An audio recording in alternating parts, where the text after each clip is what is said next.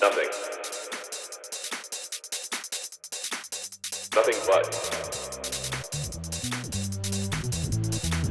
Nothing but net. Welcome to Nothing But Net, the podcast for triple net commercial real estate investing. Before we get into the meat of today's show, let's recap on why there's so much interest and buzz around net properties. Triple net properties are commercial real estate investments where the tenants, usually brand name corporations, pay you rent every month. Can you say mailbox money? In addition, they pay the real estate taxes, insurance, and maintenance for the property. No toilets, termites, or taxes. What's not to like? You can remember what net or triple net stands for by using TIM, taxes, insurance, and maintenance. With triple net properties, there's lower risk income and cash flow because rents are guaranteed by strong credit tenants. Preservation of wealth, because rent increases and property appreciation are bulwarks against inflation and a great store of value. Tax efficiency. The government wants investment in commercial real estate, so they provide inducements through depreciation and deductions which shelter income from taxation. Tax deferral, which gives potential for infinite tax deferral with 1031 exchanges, which are very popular in the triple net space. Triple net properties are a tangible asset, and as Mark Twain once said, buy land. They ain't making any more of it.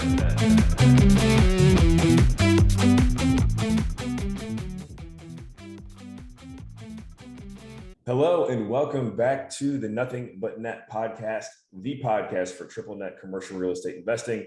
I'm your host, Adam Carswell, joined as always by our co-host over here, Michael Flight, CEO of Liberty Real Estate Fund. And today we are joined by Spenser Allaway of Green Street. She's a senior analyst at Green Street. And, Michael's definitely, he was digging in the weeds. He was like, we got to bring on someone new, someone different onto the show. Could tell instantly during the green room conversation that we had that Spenser is going to bring definitely some new vibes, some new energy and insight to the Nothing But Net podcast. So honored to have her here. Michael, great to be back in the booth with you. I guess we'll go Michael and then Spenser in that direction. Michael, any thoughts coming into today's interview and our guest? Sure. I've been a huge fan of Green Street when they started out as a, REIT analyst shop and, specializing in the real estate industry, and nobody on Wall Street was really following anything in terms of real estate. So I've been a big fan of them for a long time. I actually did talk to, some of the guys at Green Street, said you guys should start taking a look at, how you could possibly use your stuff to, at some point, a lot of this is going to be on blockchain. And if you could, put together oracles and stuff, it would be very helpful for pricing and things on blockchains. And maybe that's a new way to monetize some of your information. So I'm very excited about this. And I said, I really try to bring, guests in that aren't on every other podcast, especially the, people that we run in. And this is a little bit more from the corporate and institutional side. But I think that a lot of our listeners, if they started taking a look at some of Green Street's information, could get some really valuable information on markets, on different industry segments and industry trends. So with that, Spenser, why don't you tell us a little bit about yourself and, how you got into being an analyst and how does somebody even go about being an analyst? So. Yes, well, first of all, thank you both for the kind introduction. It's a pleasure to be on with you guys today. So as mentioned, my name is Spenser Allaway. I've been with Green Street, a global real estate research and analytics firm, for almost 9 years. Prior to that, I had my start at Citibank doing REIT coverage as well. So real estate's really been my exclusive focus since graduating. Over my time at Green Street, I've worked exclusively in the REIT research, so covering the publicly traded names. I spent my initial 6 years covering the mall REITs. I think I got out at a pretty good time considering where that industry has gone. And then over the last 3 years, I've been covering the traditional net lease space. I've also initiated coverage on the gaming REIT sector in early 2020, which I'm sure we'll talk about later as it's really a subsector of net lease. And then I also cover storage. and you asked a good question. Why did how did I get into REIT research? And really, I got into REIT research through a CFA research challenge that was made available to me through my finance department in university. So let's stop. So are you a CFA? I am not. Okay. I've been I'm in the process, but I have done I've had 7 initiations over the last I think 18 months. So I've been a little swamped. So that's where my focus has been. Right. But through this challenge, it was great. We got to present in front of Wall Street analysts in New York. We made it to one of the final rounds, and through that process, they had recruiters, and I was able to get my first interview, and it ended up being a good fit. So I started at Citibank. I didn't really know that REIT research was something I wanted to do. I knew I wanted to do equity research, but after my initial deep dive for that interview, I knew pretty quickly that this was a very unique asset class, and it was something I could see myself doing for a long time. So, without getting into all the benefits of real estate and REITs, maybe I'll just leave it there. Well, I gotta, and I'm not saying, but I gotta believe that there's probably a lot less competition. There's everybody wants to do the FANG stocks and things like that. And, real estate has always been kind of a backwater. So, you probably have a lot more opportunity. And I always, say to people, it's well, you could look at the stock market, but, the real estate market is $280 trillion, so it just dwarfs, Absolutely. And it's interesting, right? You get very little exposure, I think, to REITs and real estate in school unless you seek out specific programs. And one thing that I think it's missed for folks kind of trying to navigate their way into different asset classes. But one of the things that's very unique about real estate and REITs, and it was something that was very much instilled in me once I got to Green Street, is the fact that the commercial real estate market, it offers something that other asset classes don't. And that's the fact that we have this dual market that exists for real estate, right? So we've got the public equities that trade on the exchanges, and then we have the private market. And the private market, if we think of the abundance and the activity in terms of the transaction market, it provides real-time comps and pricing. And that allows us as analysts to do a much better job and more accurately ascribing value and performing a bottoms-up analysis for REITs. I mean, that's a much harder endeavor if you're covering, biotech or, some tech stock where the bulk of the values in intellectual property. Good luck trying to put a value on that. It's hard. Right. And then beyond that, or the general, hey, it's goodwill.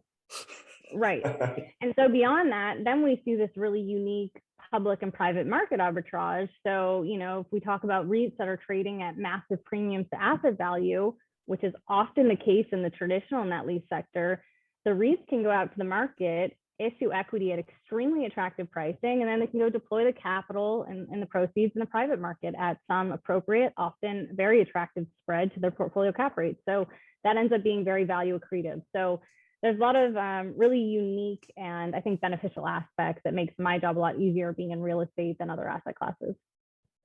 Okay. And the other fun fact we missed there is Spenser does have a background in Division I athletics. So, I mean, those athletes, they tend to be super performers when it comes to the world of business and real estate. So, you were mentioning the difference there between private and public as well with commercial real estate. Which of those two have you found yourself more drawn to?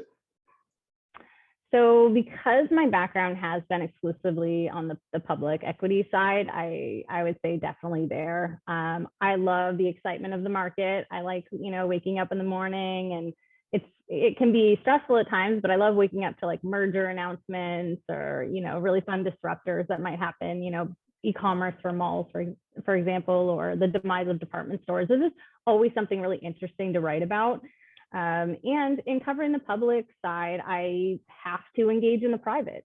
That's part of my job. It's part of my due diligence. I have to know, what's being heard on the ground every day. I reach out to private market participants, brokers, operators. It's a key piece of what I do. So I get to see both sides of things. Well, at the end of this, we are going to talk about security tokens, which are tradable private real estate issued to a blockchain. So, because that's probably going to change a lot of things too. Okay, so you guys are going to be informing me about that. Actually, Well, I'd like to know. I think you should know about it because, you know, there's actually, have you ever heard of the Aspen Coin? Mm-mm. It's actually trading on a market called T0, and T0's just had an investment from ICE, which is, you know, the parent company of New York. Security tokens are, you know, since they're going to be on blockchain, they're going to, you know, create a lot more liquidity for private real estate. So the Aspen coin is the St. Regis Aspen in Aspen, Colorado. And they issued it as a security token, and now it's trading on a market T0. So, and there's going to be a few more. I think another one, Marketplace Capital, just started trading on Monday, and that's a development out of Dallas, Texas. So Interesting, yeah. so you'll see a lot more of those coming online, and it's a mix of making private real estate more liquid. And the other really cool thing is that these, a lot of them are, you know, for accredited investors, you know, so the initial thing, but after a 1-year lockup period, the SEC allows them to trade with non-accredited investors too. Interesting, yeah. So, but that's my particular passion, and that's why we had the Blockchain Real Estate Summit. But we will talk about net lease properties on Nothing But Net today. But it is, I mean, you make a good point there, Michael, too, with Spenser coming from the public background. You know, the blockchain side is still totally, I would assume, viewed as the wild, wild west. So hopefully we can share a few nuggets with you, Spenser, to give you an edge on the. Well, and I'll just I'm still trying to get, you know, the investment community to really understand all the misconception around gaming REITs. Okay, so that's my initial objective, I think, still. All right. Well, tell us a little bit about Green Street and how they came about, and, you know, what you guys do. Yeah, absolutely. So Green Street was actually founded in 1985. So this is really the advent of the modern REIT era. Green Street was founded by University of Chicago graduate Mike Kirby, who actually still plays a very pivotal role in our research day to day, as well as REIT executive John Fosheim. Green Street was truly one of the first independent providers of commercial real estate intelligence on publicly traded REITs. And the term independent here is very key because Green Street is not affiliated with any investment banking arm. And as a result, we don't have any conflicts of interest when it comes to writing objective research or investment recommendations. And, you know, when we think about the growth of the company, I mean, really since 1985, we've seen the two-person team grow to more than 300 employees, with offices being located in Newport Beach, which is where I am located, and London.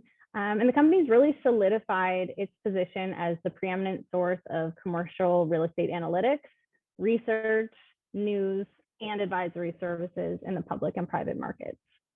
So what you're saying is Sam Zell put Green Street on the map. Well, because REITs were a backwater and nobody ever looked at REITs. And then Sam Zell, I think, took 4 REITs public in the 1990s because there was no liquidity and no financing. Yep, absolutely. That's correct. And, you know, our founders realized that this was a great niche that they could add value. Originally, they were in New York City, decided, well, let's just pack up and move, and we can do this on the beach. I mean, let's provide value on the beach, and I don't have any complaints about that. Yeah, aside from the taxation and the craziness in California, Newport Beach is probably one of the most wonderful places, and Laguna Beach, just to the south of there, in the world. Mm-hmm. So, you know, so it's not a bad place to hang out. Have to agree. So, go ahead. I'm happy to expand. You know, I obviously mentioned kind of various segments of our business, and I'd be happy to provide a little bit more context on each of those if you would like. Yeah, that would be good. So what food groups does, you know, Green Street cover? Do they cover every type of real estate thing out there? So we cover, within the US, we cover 18 property sectors. So it's roughly 85 companies, let's call it, in the US. I don't know what the company count is in Europe right now, but I know that they do cover 7 sectors at this time. So within the US, obviously, it's much more comprehensive. I think, parts of Europe are still institutionalizing a lot of the different kind of niche asset classes. But within the US, 18 property sectors, which is a lot, and 85 companies. And what's the weirdest property sector? I think you cover one of them. I do. So I cover 2 that are interesting and unique in their own right. I shouldn't say weird, but unusual. Yeah, no, they're unusual. So I cover, so like I mentioned, I picked up coverage of the gaming REITs, which I also alluded to. There's a tremendous amount of, I think, misconception around that sector. I think it's still being understood. And we can get into that in a little bit. But and then I also just initiated coverage on a company called Safehold, which is a ground lease focused REIT. That's all they do. They're the only ground lease focused publicly traded REIT. And yeah, we just initiated coverage of them about 2 months ago. Yeah. And I think their biggest competitor is some guys out of California, whether they BL Properties or something like that. But they own. There's a few private players in that space, and we suspect, given the limited barriers to entry in terms of like real competitive advantage modes, that there's going to be more players in that space. Returns aren't great, but the security is absolutely 100%, because yes. As long as you don't have any debt on it, you really control everything up above it. Yeah, it's triple net just as a broad food group. And like we said, gaming can fall into that, or does fall into that, safe ground leases fall into that. But the triple net structure it's very safe and it's very appealing to many investors. Stable, predictable cash flows. We went through the pandemic, and there wasn't too much rent disruption, even with closures and capacity restrictions. So they tend to be pretty safe investments. That's what we found. It's like, for the majority of them, aside from the people doing, the sale leasebacks with some of the specialized industrial companies or something, the majority of them are large corporations. And so, we like to describe them as bonds wrapped in real estate. Yeah, they have a lot of bond-like characteristics. Yeah. And so what within the triple net, and then I'll let you go, Adam, but what type of properties do you cover within triple net? I'm assuming a large part of it is retail, but what else falls under triple net for you? Yeah, so I would say about 70% on average is retail. And then beyond that, we see office is another pretty prominent property type within the portfolios, as well as industrial. It's been growing, as you mentioned. It's hot right now, and it's been something that's a lot of capital has been chasing. So industrial, and then there's other food groups that can range anywhere from like agricultural is kind of a weird one that we see sometimes, but there's a few others in that category, but those are the main ones: retail, industrial, and office. And on the agricultural, they also have like kind of a percentage rent thing too, right? Where there's like a set fixed rent, and then they get an overage on, how much they sell the crops for, right? Sometimes. Yes, I don't have as much experience within the agricultural piece, just because they don't have too much of a presence there. But that is true. There's some variable rent components that can exist in any net lease product. There tends not to be. We only tend to see variable rent play a real role in the gaming REITs. Right. Well, when I got into the retail business, percentage rents were a huge thing. And there was also a lot of inflation in the 1970s. And so the percentage rent component protected you, because the retailers could raise their prices and pass that through to their customers. And so you had this fixed rent and then the percentage rent, but the institutional bankers didn't like percentage rent because they wouldn't, lend on percentage rent. So you saw that go away. But since the pandemic, and especially on some of the things that we had to renegotiate, tenant leases, we've put percentage rents back into, retail leases. Yeah, I want to zone in on maybe some more metrics similar to percentage rent, which, for our listeners who are considering getting into this asset class, the triple net lease asset sector, what would you say, Spencer, are maybe 2 or 3 of the key metrics that you as an analyst always like to keep your eye on that listeners can start paying attention to, and really just get a pulse for the market? Because I think one major thing with this show is Michael identified, there's really a significant need for this type of information to be shared out there. There's not a lot of places. So, as a triple net lease analyst, yeah, could you just give us like 2 or 3 metrics that you personally are always keeping an eye on? Yes. So it gets very difficult. I would say that your net lease investors or folks who are underwriting their own deals, I would say they probably have more access to property level information or sub-market information than I do and see every day. And so the reason for that is because in covering the publicly traded REITs, we're talking about thousands of assets, right? Thousands of properties they own, hundreds of tenants, hundreds of industries. And the disclosure in the net lease space from the REITs is probably the poorest among any property sector, truly, that Green Street covers. There's terrible disclosure. So I don't get rent coverage metrics. I don't get like an insight into their tenant health. And so for some, in some aspects, I understand, again, because of the diversification in terms of tenant concentration, industry concentration, no one tenant's like ailments or issues are gonna like disrupt the REIT's cash flows day to day, right? It's just not. It's not. And let's clarify that, because a large triple net lease company that invests in retail real estate, they could be investing in stores like sporting goods stores and pharmacies and grocery stores, and they can also be heavily invested in restaurants and banks and things like that. So it's harder for you to get an idea. It's hard because yes, there's all of those tenants. And by the way, you just mentioned retail tenants. So that's only 70% of the portfolio. Then we have industrial, right. Then we have office. Right. And then we have different geographies. Some of our REITs own in the UK and the Netherlands. And so, yes, I mean, it's a vast array of tenants and industry. So it's very hard. And then on top of that, the tenant concentration typically isn't beyond 5% for any one tenant. So in their defense, they're like, well, it doesn't really matter how this tenant's doing day to day, because they're going to pay their monthly rent. And that's really what matters. Now, if you're a private investor and you're doing your due diligence on an asset that you might be interested in investing in, you need to drill down into, if you can, property level financials. What would be the rent coverage for the lease that you would be underwriting? What are the surrounding demographics? What is the supply demand dynamic in that particular market or submarket?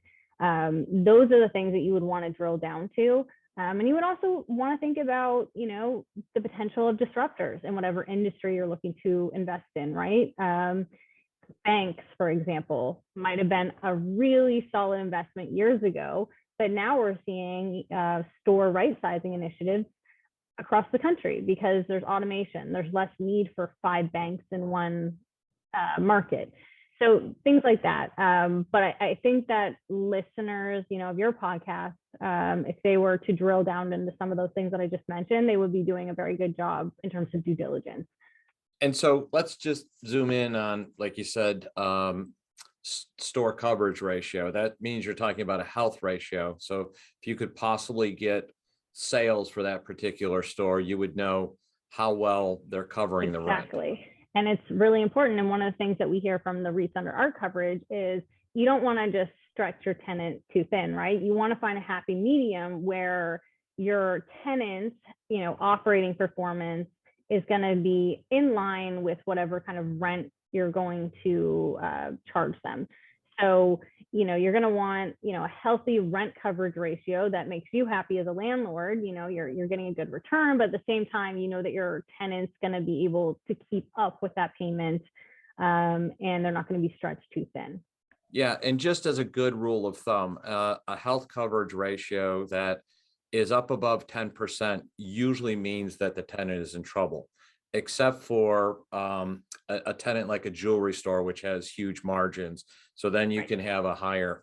But if you got a grocery store or a hardware store that was anywhere near 10%, they would be going out of business, because those are, much lower margin businesses. So you would want them somewhere around 3, to 4%. Absolutely. Yep. No, you nailed it. Love it. So I'm trying to stay away for now from the gaming background, but I guess I just got to touch on. No, let's go right into gambling, because that's, what's going to sell. Oh my goodness. But no, I've said it a few times, and my favorite net lease property to point to is it MGM? There's this. I think was it a sale leaseback deal that they did or something along Well, those? let's let Spenser talk about it, because she's the expert. Yeah, so maybe to start, I mean, if you guys want to drill down into, for your listeners' edification, so first of all, MGM obviously is the operator. Right. MGP, which is MGM Growth Properties, was the REIT. But yeah, maybe I just start high level, and I'll just kind of talk about some of the commonalities and where I think some of the misconception is between traditional net lease and gaming, because I think that'll be helpful. I'd say also where the opportunity is as well for those maybe. Yeah. Exactly. Absolutely. So the primary commonality of the two sectors is truly the structure of the lease, right? So in both cases, the REITs are leasing real estate to tenants under long-term triple net leases, which are typically subject to an annual escalator that range from about 1% to 2%. And just like in the traditional net lease space, the gaming tenants, or i.e. the operators that we just talked about, so they're responsible for, the property taxes, the insurance, the operating and maintenance repairs. In terms of the differences, the key differentiator really is the tenant concentration. So we just talked about how diverse the tenant base is and the industry base is. In the net lease world, tenants on average don't make up more than 5% of revenue. Industries don't typically make up more than 15%. In gaming, the industry concentration is 100%. And the tenant concentration is much higher. We've actually seen, over the last 24 months, tenant concentration come down from something closer to like 85%. One operator would make up revenue, to now it ranges anywhere from about 40 to 70%. So it's still significantly higher than the traditional net lease space. And then also, just going back to the lease terms for a minute, I know I mentioned that they're both long-term triple net leases, which is true. However, gaming is substantially longer in terms of the long-term lease.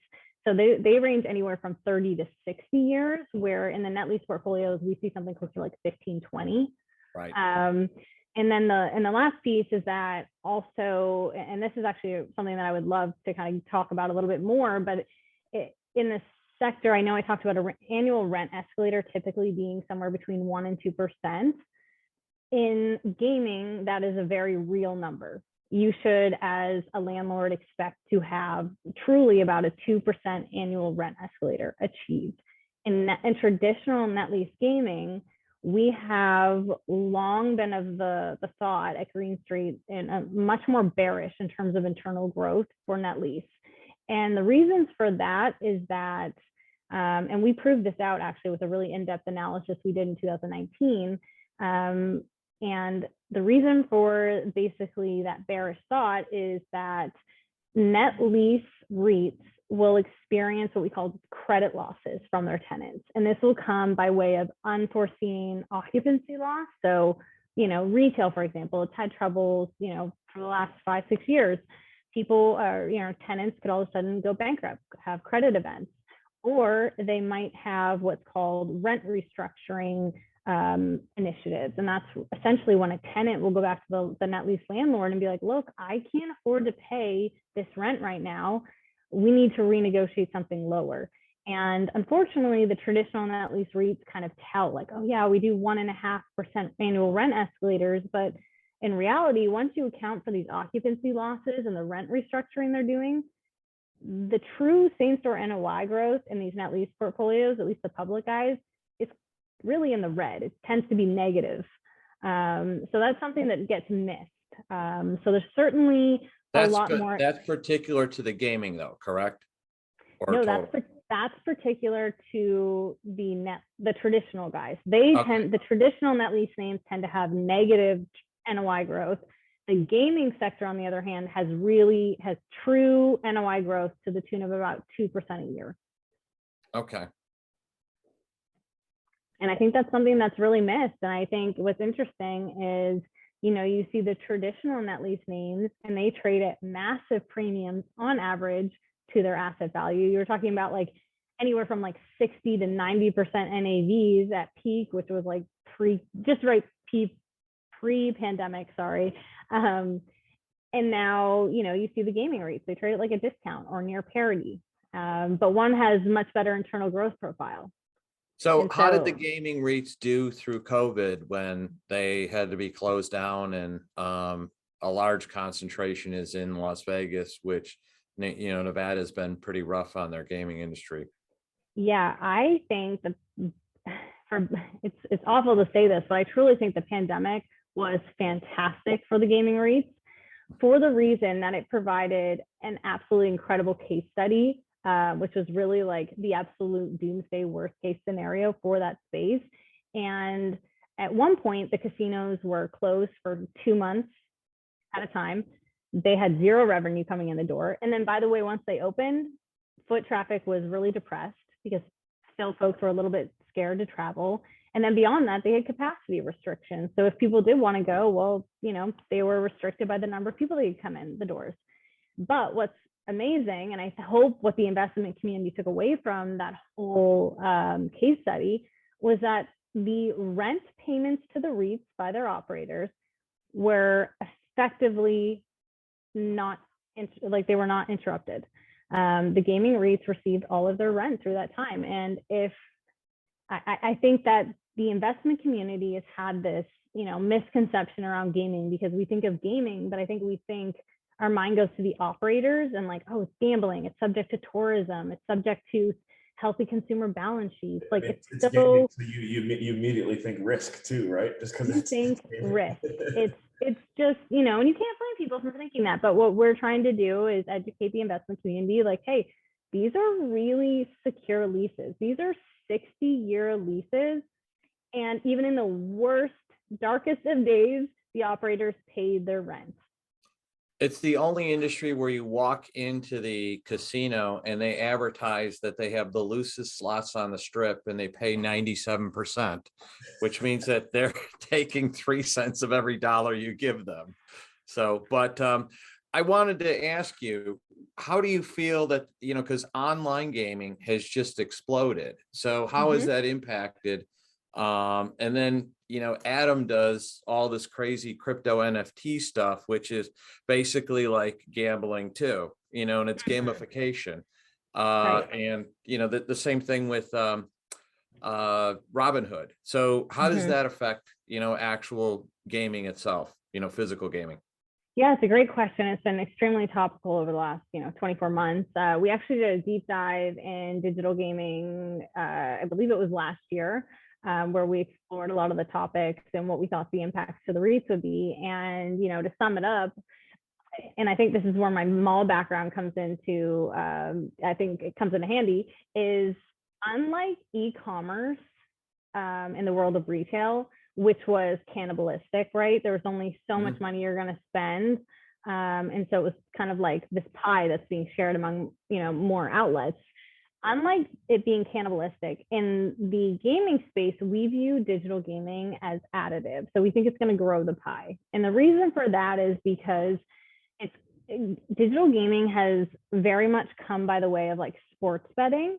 And what it's done is it's brought in these younger generations, this younger cohort that wasn't typically going to the casino. They weren't engaged in that type of gambling lifestyle. But now, bets between friends are now on official platforms, and you have younger users, which has grown the overall demand pie. So we think it's going to be additive. We think it's going to be good overall. It's going to benefit the REITs by way of essentially better tenant credit. So their operators are going to have healthier balance sheets because they're going to have more, more revenue coming through the door. So their coverage ratios will be better.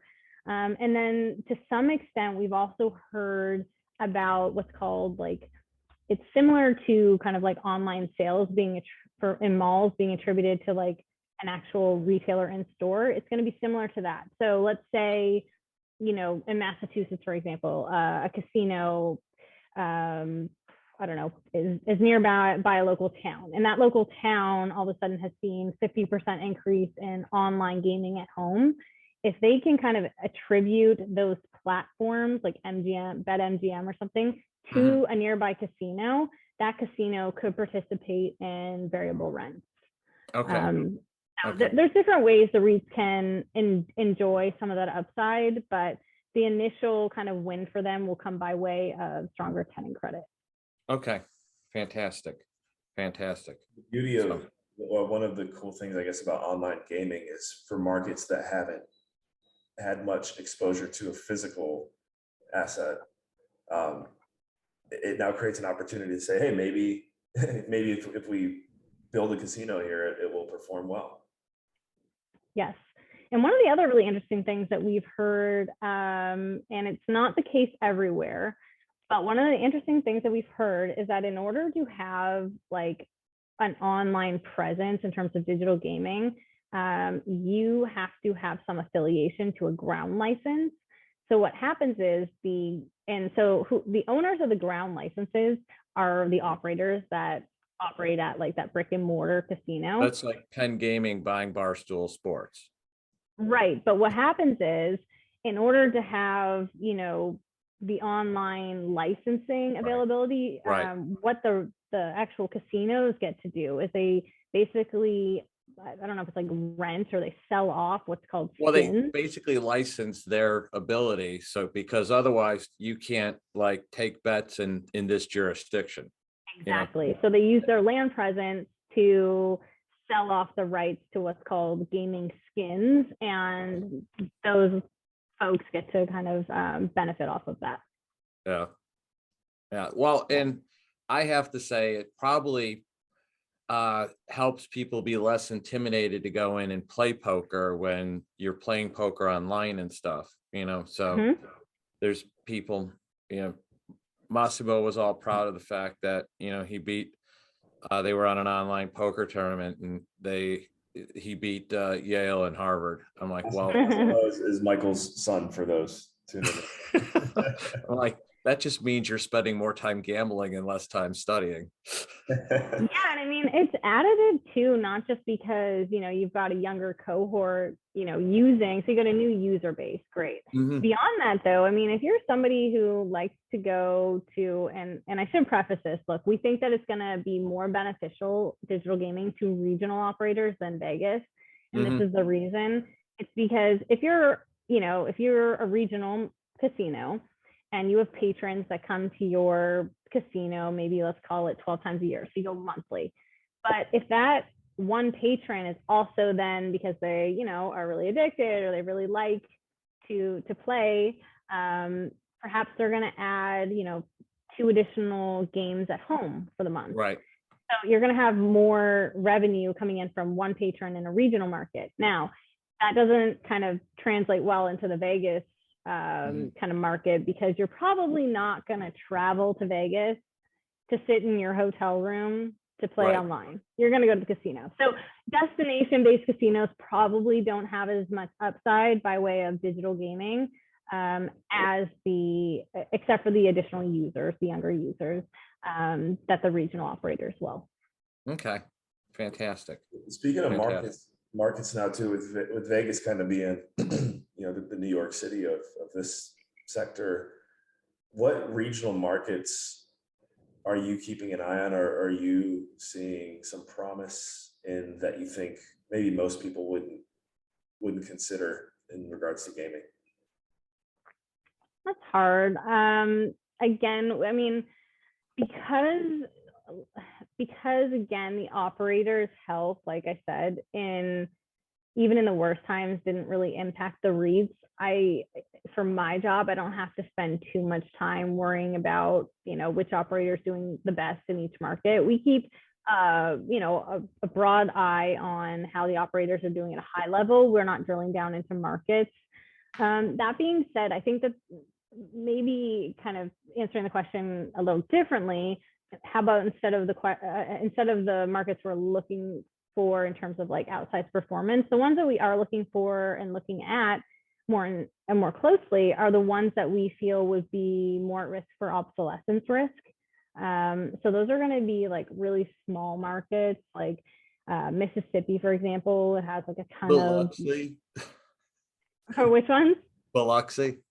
Yeah. So like, or like the boat, the boat. Oh, casino. sure. The ones close to Memphis. Yeah. So, I mean, some of those, there could be some obsolescence risk, especially to the extent that digital gaming takes off. I mean, that could be slightly negative for some of those like smaller or markets. Boat-based gambling in particular, because everybody's allowing land-based casinos. So exactly. So there's some longer term trends we're keeping an eye on, but for the most part, I wouldn't say there's any like regional markets that jump out at this time.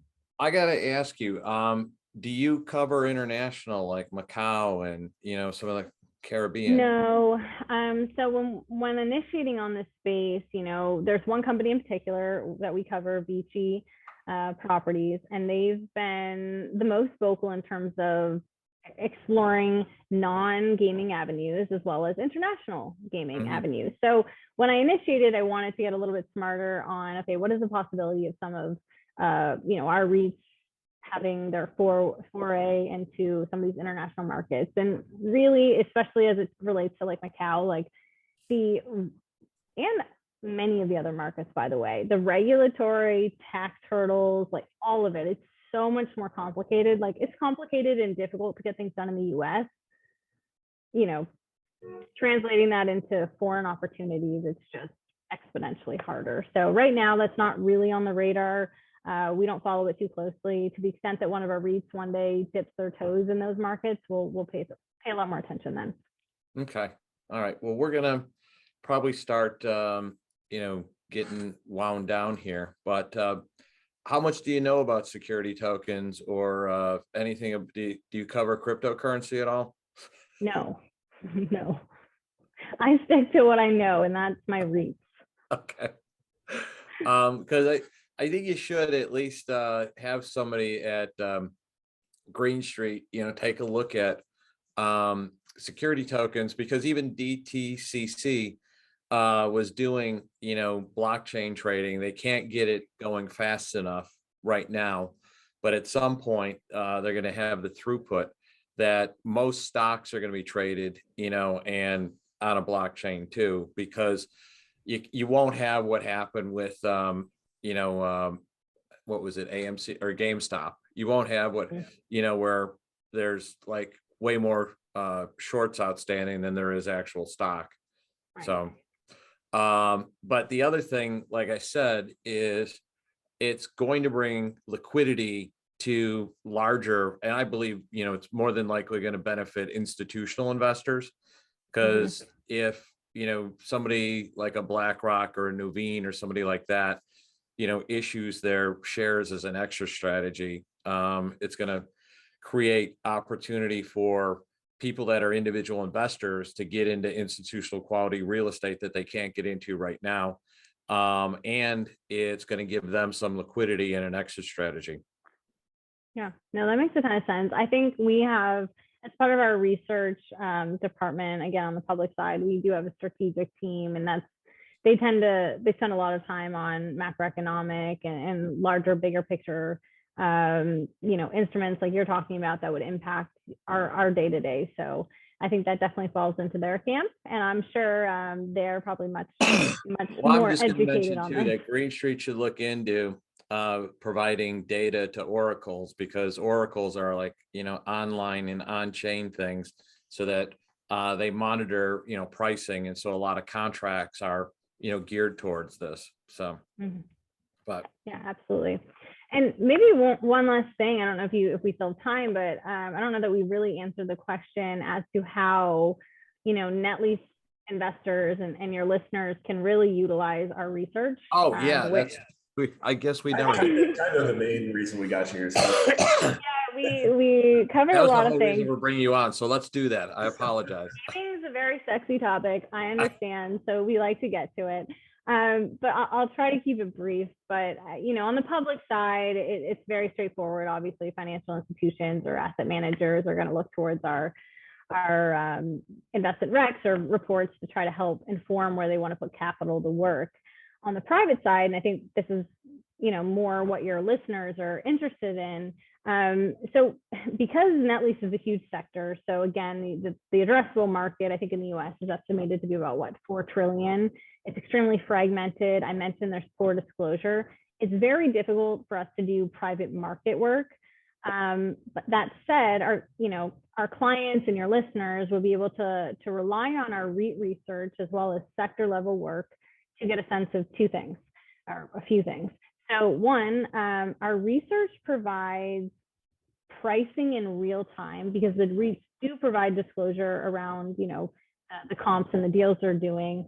And sometimes that can be differentiated between, the pricing they're achieving on investment grade versus non-investment grade tenants, flat leases versus those with escalators, different property types, different geographies. So looking at this data is going to help listeners infer where pricing is on different net lease products, which again, I would imagine is pretty useful for your listeners. And then because we do have net lease REITs under our coverage that have very differentiated strategies, clients can pay attention to the companies that best approximate their own underwriting parameters. So for example, if you're a net lease investor and you're more interested in smaller middle market tenants or net lease product, you'd want to focus more on one of the companies under our coverage universe called Store Capital. And because that company does and prices deals within those same parameters. If you're more focused on investment grade tenants, like doing a CDS deal, for example, you'd probably rather focus on a Realty Income or a national or NNN, for example. Mm-hmm. And then the last thing, I kind of mentioned this before, but I think it's important too, Green Street provides a very realistic expectation of the true internal growth offered by the net lease investments. And I touched on this earlier. So not being kind of blindsided by the 1.5 rent escalator that the REITs tout that you're going to achieve. Well, no, we're going to be more realistic. We're going to educate folks about the credit losses that are going to occur in these investments. And hopefully that'll help educate and inform them with decisions.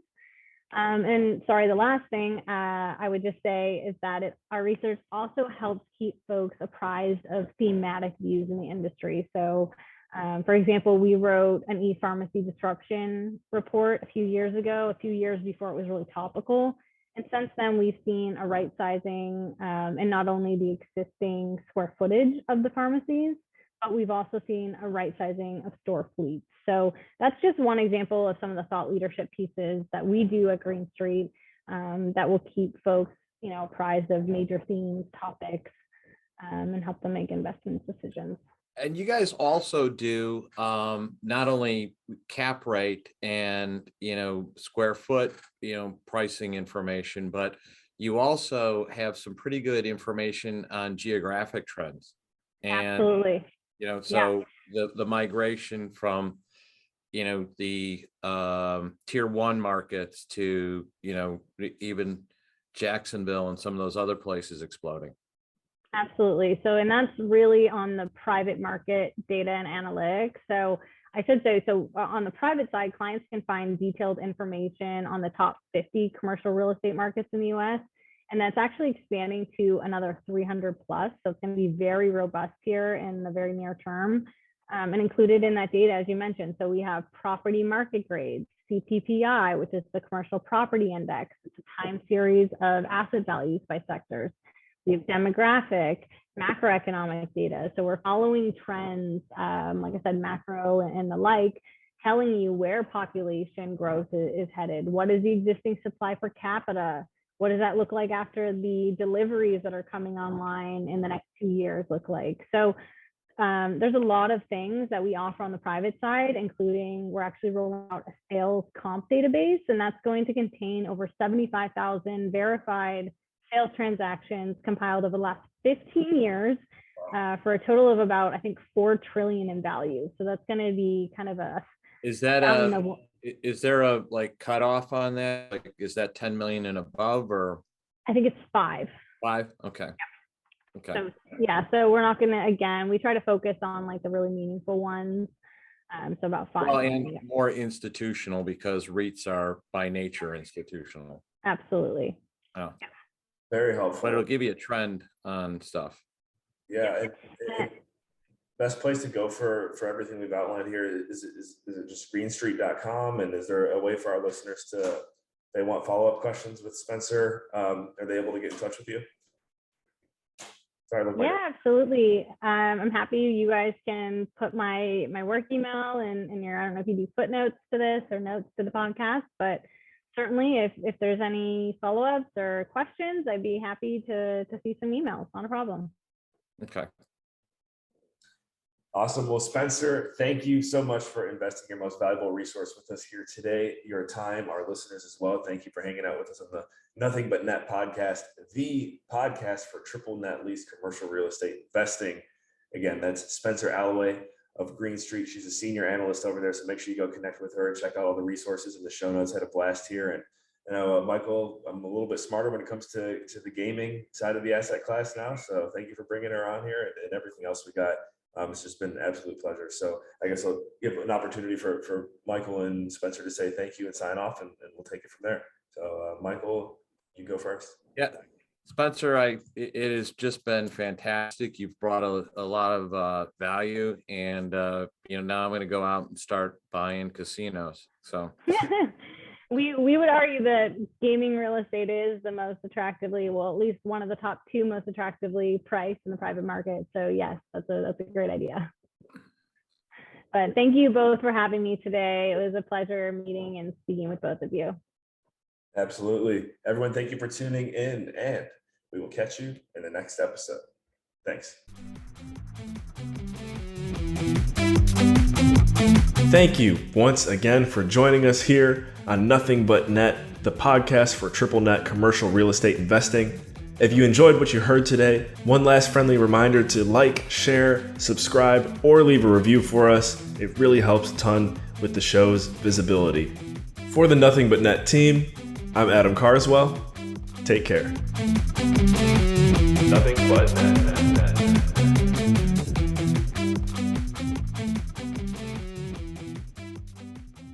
The Nothing But Net podcast is not intended to provide legal, tax counsel, or accounting advice. Adam Carswell, Michael Flight, Concordia Realty Corporation, Liberty Real Estate Fund, LLC, and their affiliates do not provide tax, legal, or accounting advice, or the worthiness and promotion of any particular investment. This material has been prepared for informational purposes only and is not intended to provide and should not be relied on for tax, legal, or accounting advice. You should consult your own tax, legal, and accounting advisors before engaging in any transaction or undertaking.